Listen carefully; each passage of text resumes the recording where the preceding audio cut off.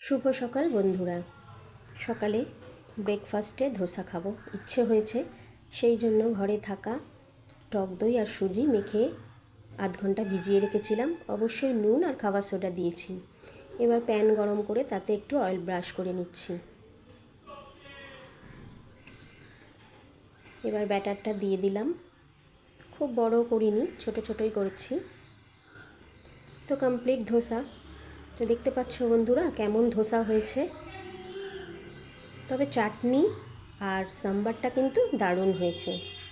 চাটনি আর সাম্বার আমি দুটোই ভালো বানাতে পারি, কিন্তু ধোসা কোনো কালেই আমি ভালো করে বানাতে পারি না।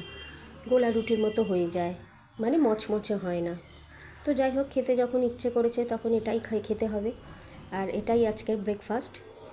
তো বন্ধুরা, কে কে আমার মতো গোলা রুটির আকারে ধোসা করো কমেন্টে একটু জানিও, আর অবশ্যই লাইক শেয়ার করো আর সাবস্ক্রাইব আর ফলো করে আমার পাশে থেকো। ধন্যবাদ।